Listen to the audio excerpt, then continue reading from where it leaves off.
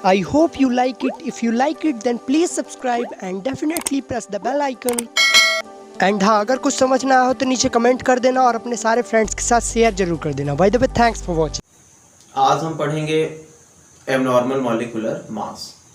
Abnormal molecular मास जो है वो नॉर्मल मॉलिक्यूलर मास से क्या होगा, डिफरेंट होता है। तो इसको समझने के लिए हम क्या करते हैं, 3 कंटेनर लेते हैं और उसके बेस पे हम इसको डिफाइन करेंगे और समझेंगे कि एबनॉर्मल मॉलिक्यूलर मास है क्या। तो आप देखिए यहाँ पे जो 4 पार्टिकल गिवन है वो किसके हैं, सल्यूट के हैं, जिसको हमने किस में डिसॉल्व किया है, सॉल्वेंट में। तो यहाँ देखिए कितने हैं, 4 हैं। जब इसको हमने सॉल्वेंट में डिसॉल्व किया तो भी ये कितने रहे, 4 रहे। तो मतलब ये नॉर्मल हुए, ठीक है। सेकंड में आप देखिए यहाँ पे कितने हैं, 4 है। लेकिन जब हमने इसको डिसॉल्व किया सॉल्वेंट में तो ये कितने हो गए, 8 हो गए। मतलब 4 थे, 4 से कितने हो रहे हैं, 8 हो रहे हैं। तो मतलब 1 से कितने हो गए, 2 हो गए, ठीक है। मतलब 4 2 जा कितने, 8 हो गए। तो यहाँ पे ये हम कह सकते हैं कि यहाँ पे जो सल्यूट पार्टिकल है उनका क्या हुआ, डिसोसिएशन हुआ। डिसोसिएशन का मतलब है वो क्या हुए, टूट गए। या ऐसे समझे कि ये KCl के सल्यूट पार्टिकल थे, उनको हमने वाटर में डिसॉल्व किया तो कितने बन गए, यहाँ पे 8 बन गए। मतलब वो आयनाइज्ड हो गए। तो यहाँ पे क्या हो गया, डिसोसिएशन हुआ। किसका हुआ, सल्यूट पार्टिकल का हुआ। डिसोसिएशन का मतलब क्या होता है, वो टूट गए। तो ये नॉर्मल नहीं होगा क्योंकि हमने जितने लिए थे सल्यूट पार्टिकल उतने तो यहाँ पे नहीं है, उससे ज्यादा हो गए। थर्ड में देखिए यहाँ भी हमने 4 सल्यूट पार्टिकल लिए थे, लेकिन जब हमने उसको सॉल्वेंट में डिसॉल्व किया तो यहाँ पे कितने बने, 2 बने।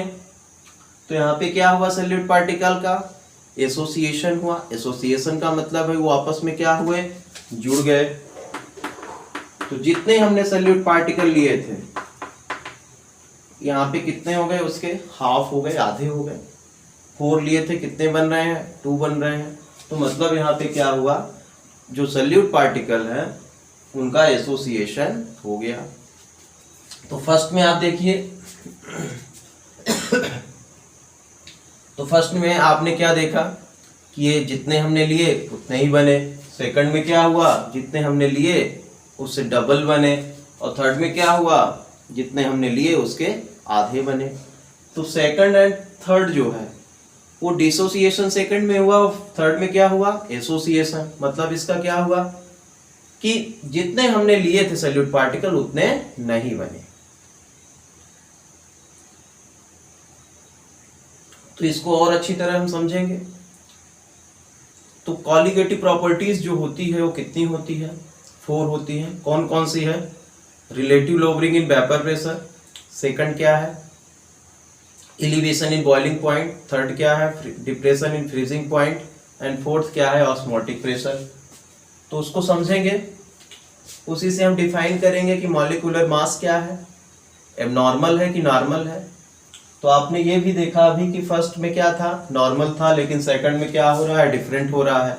मतलब कैसा है, एबनॉर्मल है। तो कॉलिगेटिव प्रॉपर्टीज से इसको हम और अच्छी तरह समझेंगे। तो एबनॉर्मल मॉलिक्यूलर मास को हम कॉलिगेटिव प्रॉपर्टीज के बेस पे समझेंगे। तो कॉलिगेटिव प्रॉपर्टीज कितनी होती है, 4 होती है। फर्स्ट क्या है, relative lowering in vapour pressure, second क्या है, elevation in boiling point, third क्या है, depression in freezing point, and fourth क्या है, ऑस्मोटिक प्रेशर। तो सेकंड हम लेते हैं एलिवेशन इन बॉइलिंग पॉइंट।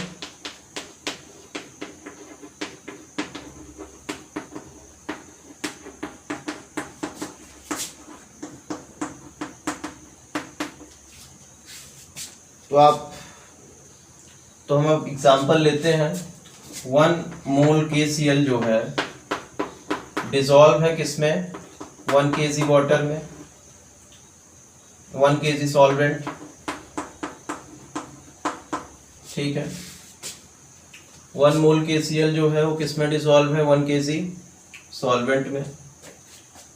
तो एलिवेशन इन बॉइलिंग पॉइंट से आप जानते हैं कि डेल्टा टीवी इक्वल टू कितना होता है, केवी इंटू एन। m क्या है यहाँ पे, मोलरिटी है।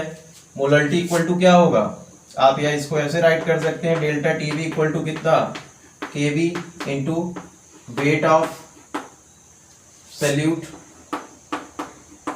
अपान कितना, weight of solvent in KG.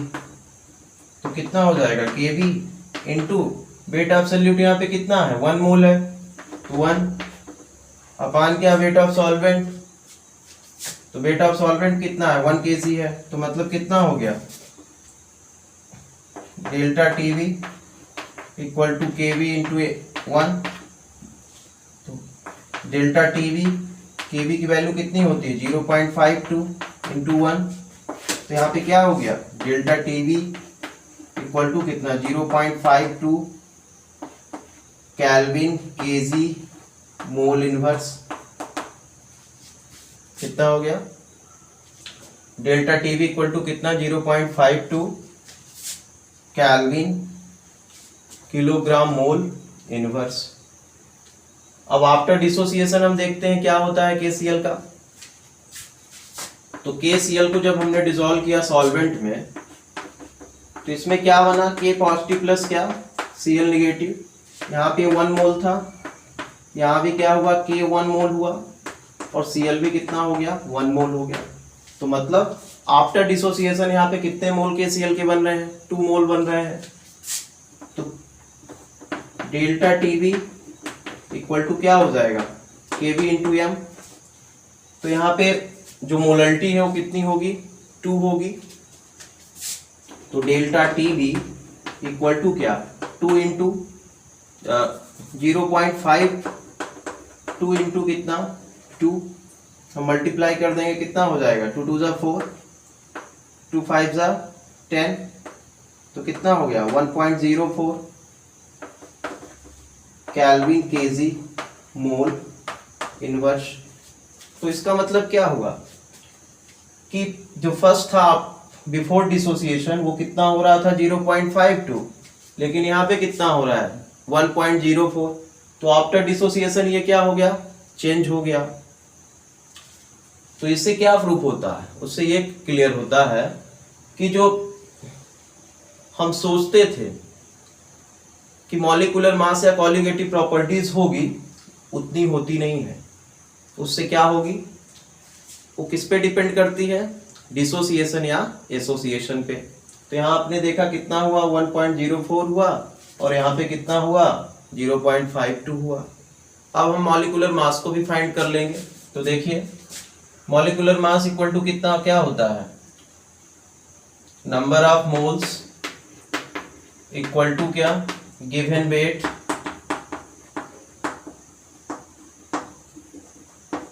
अपान क्या, मोलर वेट। अब हम फाइंड करेंगे मॉलिक्यूलर वेट को। तो मॉलिक्यूलर वेट इक्वल टू क्या होता है, नंबर ऑफ मोल गिवन क्या, जो भी वेट है, अपान क्या, मोलर वेट। तो number of mole before dissociation 1 था, वेट कितना होगा, K का कितना होता है 39, और Cl का कितना होता है 35.5, मतलब 39 प्लस 35.5 अपान क्या, मॉलिक्यूलर वेट हमको फाइंड करना है। तो हम इसको प्लस कर देंगे, 0.595 14 हुआ, 336 एंड 7। तो मॉलिक्यूलर वेट कितना हो जाएगा, इधर आ गया, ट्रांसपोज किए तो इक्वल टू कितना हुआ, 74.5 अपान 1 इक्वल टू कितना, 74.5। अब हम आफ्टर डिसोसिएशन देखते हैं क्या होता है।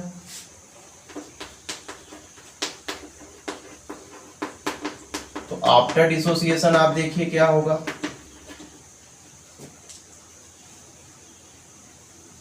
तो आफ्टर डिसोसिएशन आपने देखा था नंबर ऑफ मोल कितने थे, 2 थे, क्योंकि KCl जो था वो क्या हुआ, आयनाइज्ड हो गया, मतलब उसके 2 मोल बने, 2 मोल। और इसके यहाँ पे कितना हो जाएगा टोटल, 74.5 अपान कितना, मॉलिक्यूलर वेट। तो मॉलिक्यूलर वेट इधर आ जाएगा तो कितना हो जाएगा, 74.5 अपान कितना 2, हम डिवाइड कर देंगे कितना हो जाएगा 2 3 जा 6, 2 2 जा 4, 2 2 जा 4, तो कितना हो गया 32.25।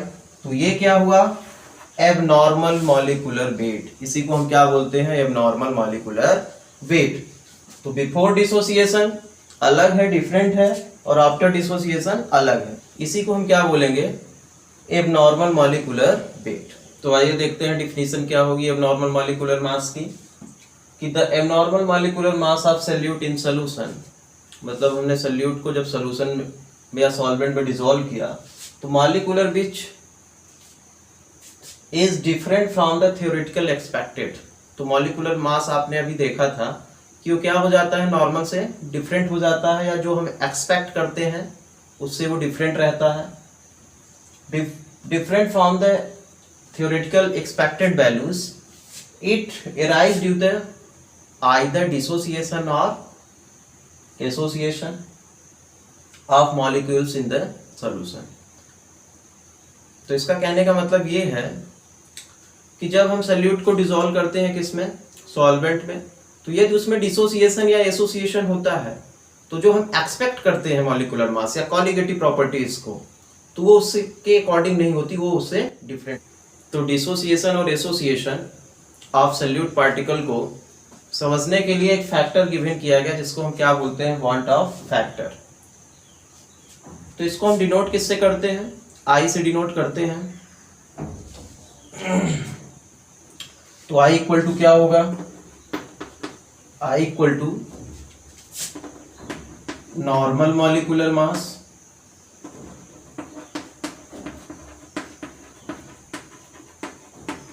अपॉन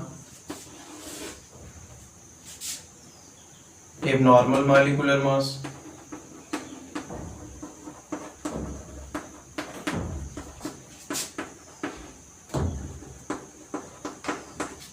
या कॉलिगेटिव प्रॉपर्टीज के रिलेटेड में हम इसको कहें तो आई इक्वल टू क्या हो जाएगा, ऑब्जर्व्ड कॉलिगेटिव प्रॉपर्टीज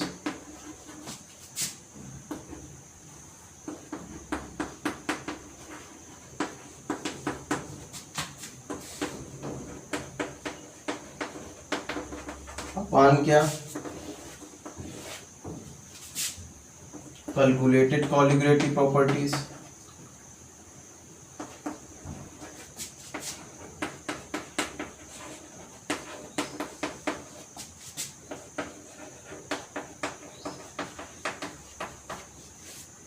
तो कॉलिगेटिव प्रॉपर्टीज के लिए क्या हो जाएगा, ऑब्जर्व कॉलिगेटिव प्रॉपर्टीज अपॉन क्या, कैलकुलेटेड कॉलिगेटिव प्रॉपर्टीज। अब कॉलिगेटिव प्रॉपर्टीज हमने क्यों राइट किया है, क्योंकि वो किस पे डिपेंड करता है, सॉल्यूट पार्टिकल्स पे। तो जो मॉलिक्यूलर मास ही डिफरेंट होगा तो कॉलिगेटिव प्रॉपर्टीज भी क्या हो जाएगी, आफ्टर डिसोसिएशन या एसोसिएशन कम या ज्यादा हो जाएगी। यदि I इक्वल टू 1 गिवन है तो इसका मतलब क्या हुआ, नाइदर डिसोसिएशन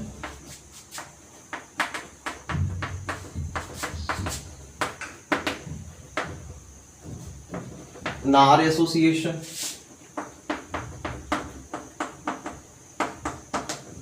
यदि I इक्वल टू 1 गिवन है तो इसका मतलब क्या हुआ, ना ही उसका डिसोसिएशन हुआ और ना ही एसोसिएशन हुआ। मतलब जो ऑब्जर्व कॉलिगेटिव प्रॉपर्टीज है उतनी ही क्या होगी, थ्योरेटिकल कॉलिगेटिव प्रॉपर्टीज होगी। या ये कहें कि जो नॉर्मल मॉलिक्यूलर वेट है उतना ही क्या होगा, एबनॉर्मल मॉलिक्यूलर वेट होगा। यदि यहाँ पे गिवन है I इज मोर देन 1 तो यहाँ पे क्या होगा, यदि I इज मोर देन क्या 1 तो ये क्या होगा, डिसोसिएशन होगा। And I is less than है 1 तो ये क्या होगा, एसोसिएशन होगा।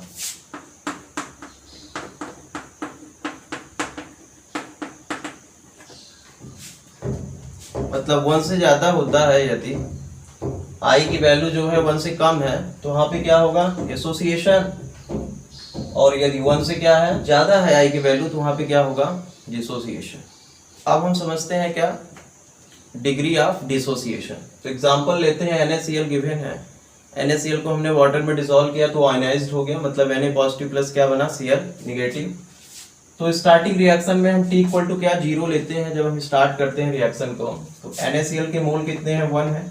जब स्टार्ट नहीं हो तो यहाँ पे क्या होगा, 0 होगा। आफ्टर डिसोसिएशन हम ये देखते हैं, टाइम क्या है, T इक्वल टू T है। आफ्टर डिसोसिएशन ये कितना हो जाता है, 1 माइनस अल्फा इक्वल टू क्या, यहाँ पे कितना हो जाएगा ये, अल्फा अल्फा। ठीक है, या हम इसको एक्स एक्स भी राइट कर सकते हैं। तो ये 1 माइनस अल्फा हुआ और यहाँ पे कितना हो गया, अल्फा अल्फा। क्यों हुआ, क्योंकि यहाँ पे ये टोटल कितना मोल था, 1 मोल था। तो यहाँ से अल्फा इसका निकल गया और अल्फा क्या हो गया, यहाँ पे निकल गया, मतलब इतना प्रोडक्ट बना। यहाँ पे आई क्या होगा, तो आप जानते हैं आई इक्वल टू क्या होता है, आफ्टर डिसोसिएशन और association total number of particle. तो यहाँ पे आप देखिए कितना होते हैं टोटल नंबर ऑफ पार्टिकल्स, यहाँ पे कितना है, 1 माइनस अल्फा प्लस ये अल्फा और ये अल्फा अपान कितना, कितने थे, 1 मोल थे, 1 था स्टार्टिंग में। तो कितना हो जाएगा इक्वल टू 1, ये प्लस माइनस कैंसिल, तो कितना हुआ, 1 upon alpha upon equal to 1। तो आई इक्वल टू कितना हो गया, 1 प्लस अल्फा। इसी को हम क्या बोलते हैं, फिर से देख लीजिए, NaCl था, उसको आयनाइज्ड हो गया, Na पॉजिटिव प्लस क्या, Cl निगेटिव में। स्टार्टिंग में इसका कितने मोल थे, 1 मोल थे। जब स्टार्ट नहीं हुआ था, T 0 था, तो 0 0 हुआ प्रोडक्ट। और T टाइम पे ये कितना हो जाता है, 1 माइनस अल्फा, और प्रोडक्ट क्या बनते हैं, अल्फा और अल्फा। ठीक है, तो आई इक्वल टू क्या होता है, आफ्टर डिसोसिएशन और association total number of particles. तो यहाँ पे आप देखिए आई इक्वल टू कितना हुआ, 1 माइनस अल्फा अल्फा अल्फा, हमने प्लस कर दिया, कितना हो गया, 1 प्लस अल्फा अपान कितना, 1। तो कितना आ गई आई की वैल्यू, 1 प्लस क्या, अल्फा। इसको हम क्या बोलते हैं, डिग्री ऑफ डिसोसिएशन। तो आप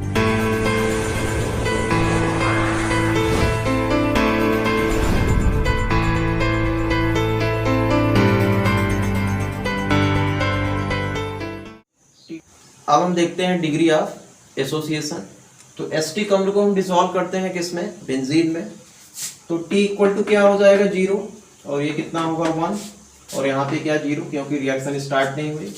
आफ्टर T टाइम या T टाइम में ये कितना हो जाता है, मतलब आफ्टर डिसोसिएशन या एसोसिएशन, तो 1 माइनस कितना, x या अल्फा हम राइट कर सकते हैं, और ये कितना हो जाएगा, x अपान 2, क्योंकि यहाँ पे क्या हो रहा है, एसोसिएशन हो रहा है। तो I इक्वल टू क्या हो जाएगा, आफ्टर डिसोसिएशन और association total number of particle. तो कितना हो जाएगा, 1 माइनस अल्फा प्लस, या यहाँ पे x हमने राइट किया है, तो 1 माइनस एक्स अपान x अपान 2। ठीक है, अपान क्या, 1। तो आप इसमें I को कैलकुलेट कर लेंगे। ठीक है, तो बार्ट ऑफ ने फैक्टर के बेस पे क्या गिवन किया, एक मॉडिफाइड कॉलीगेटी प्रॉपर्टीज। तो क्या है, पहले आप ये पढ़ते थे लॉगरिंग इन वेपर प्रेशर में कि P नॉट A माइनस क्या, PS अपान क्या, P naught A equal to कितना होता था, मोल फ्रैक्शन ऑफ सॉल्यूट। तो उन्होंने बताया इक्वल टू क्या हो जाएगा, I into mole fraction of solute. ये फर्स्ट थी प्रॉपर्टी। सेकंड क्या थी, एलिवेशन इन बॉइलिंग पॉइंट। तो डेल्टा टीवी इक्वल टू क्या था, केवी इंटू एम। तो उन्होंने क्या बताया, यहाँ पे आप क्या राइट कर सकते हैं, आई मतलब बार्ट ऑफ फैक्टर को। थर्ड क्या था, डिप्रेशन इन फ्रीजिंग पॉइंट। तो delta T F equal to क्या हो जाएगा, यहाँ पे I into K F into कितना एम। थर्ड क्या था, ऑस्मोटिक प्रेशर। तो पाई इक्वल टू कितना होता है, सी आर टी। तो हम यहाँ पे क्या राइट कर लेंगे, आई। तो ये क्या थी, modified colligative properties on the basis of बार्ट ऑफ फैक्टर।